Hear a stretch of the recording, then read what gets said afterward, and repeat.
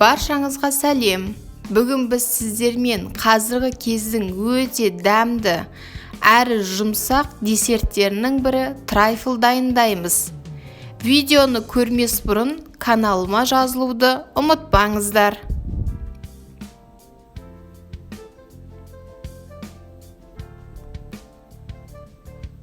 Таза ыдысқа 4 жұмыртқаға қантты салып, жақсылап ағарғанша миксерлейміз.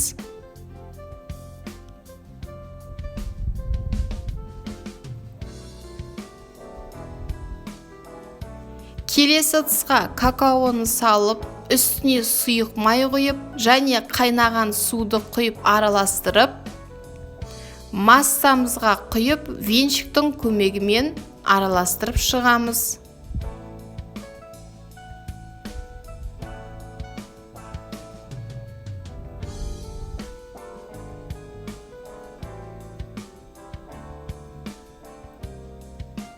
Жақсылап араластырған соң, алдын ала ситадан өткізілген ұнға қамыр қопсытқышты қосып, 2-3 бөлікке бөліп, массамызға салып, тағы да араластырып шығамыз.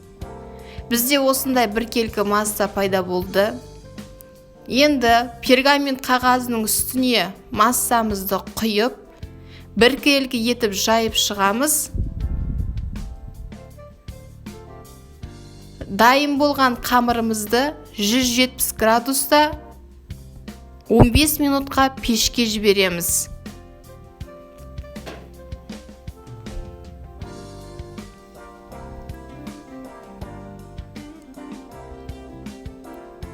Енді кремін дайындаймыз. Кремі үшін қант ұнтағын сүзбелі ірімшікпен миксерлеп аламыз.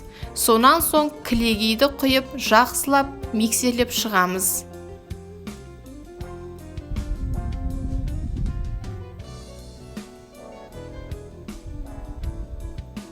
Бізде осындай біркелкі әдемі крем пайда болуы керек.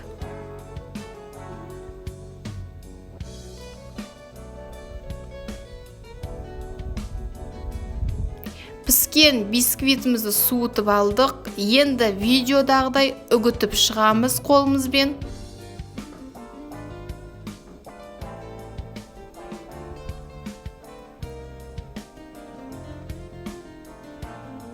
Үгітілген бисквитті ыдыстарға осылай саламыз.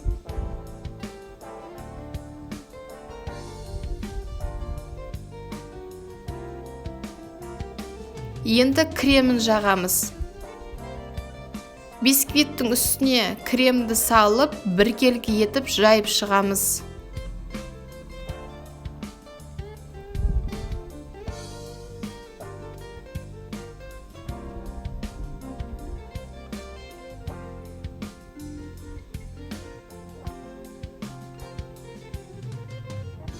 Енді кремнің үстіне алдын ала дайындалған ганашты құямыз. Ганаш үшін мен кілегей мен шоколадты қолдандым. Міндетті түрде ганаш суы керек. Әйтпесе кремімізді ерітіп жіберуі мүмкін. Ганашты видеодағыдай біркелкі етіп құйып шығамыз. Енді трайфлымызды әрлейміз.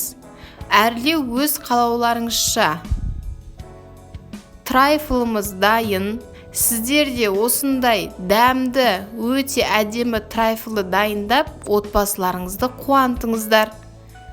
Астарыңыз дәмді болсын. Сіздермен болған Салтанат.